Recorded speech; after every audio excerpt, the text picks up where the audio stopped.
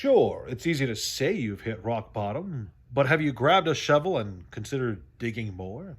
Hey there, kiddos, and welcome back to the channel. I'm Uncle Frank, but that you are having a great day, and in today's video, I'd like to sit back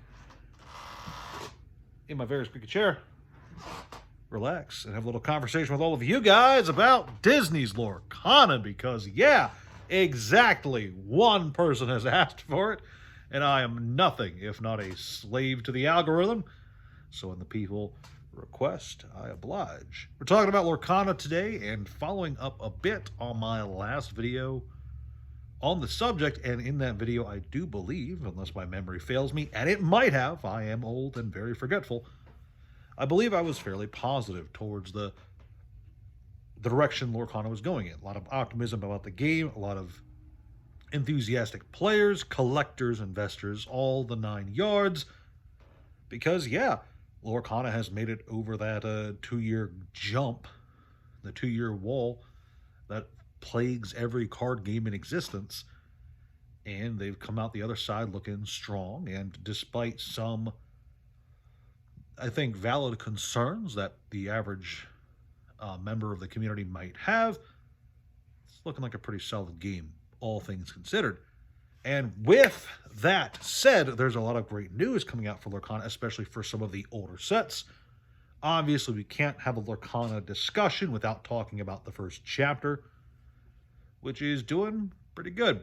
As you guys know, Ravensburger has been very open, very public about their interest in printing the first chapter into the ground to make it super available for everybody who wants it forever, right? And in the last few months, we have seen that being stress tested as more and more of the first chapter is disappearing from the markets. People keep buying it because it is, after all, the first set in what is proven to be a very popular game for some people. And so as a result, people are buying it. People are cracking it. People are looking at those cool cards. And yeah, first chapter boxes are demanding a price tag right now of around $330, which is pretty high for something that was supposed to be printed into the ground and eternally available, right? $330 is quite the impressive price tag for that. More impressive, however, is the price tag associated with Fabled? Right, it's Fabled. Fabled is the one with the Mickey and Minnie. There's the Mickey and Minnie Iconic set. Those cards, the 2 iconic mice that are supposed to go together, those 2 cards have quite the price tag on the secondary market right now. I remember being astounded when the Mickey was $1,000. He is no longer $1,000. And Minnie right now is around $2K, and Mickey is around $3K. At least those are their asking prices online, which is really impressive, all things considered. And as a result, the box that they come from has been creeping higher and higher. So right now, Fabled boxes are about $350, which is, in case you can't do math, higher than the price of the first chapter. So yeah, we have the oldest set in the game and the most hyped set in the game, I think. Or at least the most in-demand, collectible, scalpable, whatever you want to call it, set. Having quite impressive price tags, and that's not even to talk about the other sets. Yes, some of them, like Jafar's Reign, is not doing amazing. Return of Ursula is not doing amazing, but overall, there's a lot of optimism about the game itself, and a lot of people are looking at some of these boxes and going, all right, well, I mean, it's cheap enough, and I like the game, and I'm probably going to crack these for cool cards. Why not, right? There's a lot of just a lot of enthusiasm around Lorcana. And speaking of enthusiasm, let's talk a quick recap for the most recent set, Winter Spell, I believe it's called.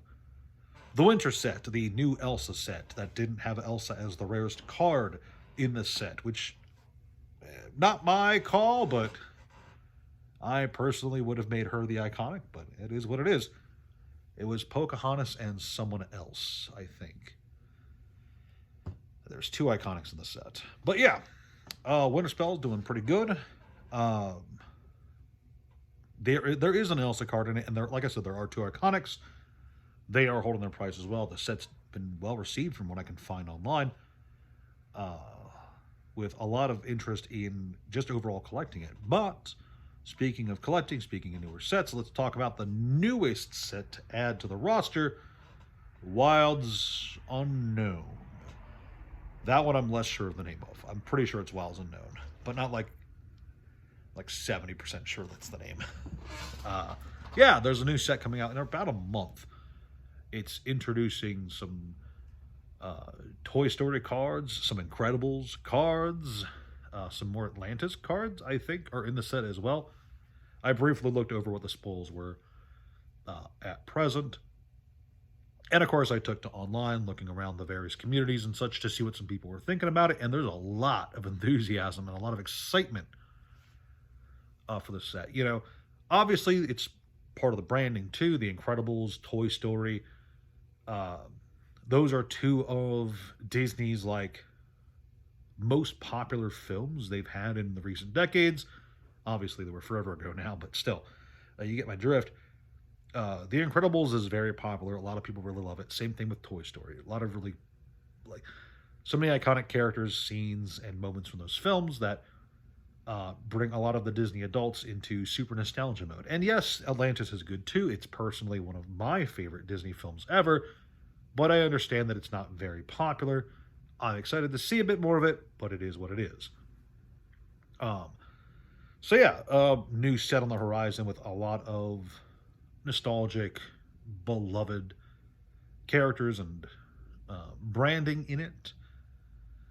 And for that reason, there's a lot of excitement about it. But there's also excitement because there's, I guess there's some cool cards that have already been spoiled that people just want to play to affect the metagame. So not only is there like excitement from like the Disney adult side of the room and the collector side of the room with all the new shiny cards, but also like the players over here on this side of the room are super excited about getting a bunch of new toys to play with that might shake up the metagame and might make the game a bit fresher. Fraser.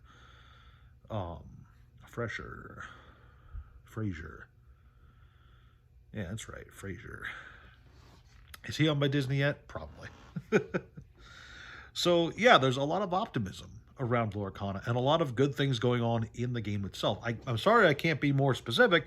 I don't really cover Lorcana a whole lot just because I don't engage with it a whole lot. I mean, like I said, I do buy and sell Lorcana cards, but it's not something I go out of my way to play or buy the metagame or anything. And yeah, I mean, beyond the sets themselves, it's, like I said in the last video, it's looking up. Lots of people are now diehard Lorcana fans who are eagerly awaiting every new set that comes out, regardless of the apprehensions they might have had 2 years ago. That's a good thing. You know, the fact that concerns were raised and then met and then overcome is a good thing. And that's the kind of stuff I want to see in every card game, honestly. The fact that people can be a bit apprehensive and a bit worried about what could go wrong, and then to have those worries dashed on the rocks, so to speak. Always enthusiastic about that. But yeah, I suppose in closing, because I don't really have a whole lot more to say about this, there's a lot of really cool promo cards for Lorcana. I wasn't aware, or at least maybe I just wasn't like really paying too much attention, but I guess there's a lot of cool promo cards that people are looking forward to. Like the store championship promos, people are really freaking out about those online some places. People are, I guess, eyeballing because the price tags are really good. There's a lot of excitement. Like I said, about like cheaper sets. You know, there are definitely cheaper Lorcana sets that have not done as well as Fabled or First Chapter, and you know, the speculator side of the market out there is definitely eyeing those sets up and wondering, could those be good? Could they be good? You never know. I certainly don't.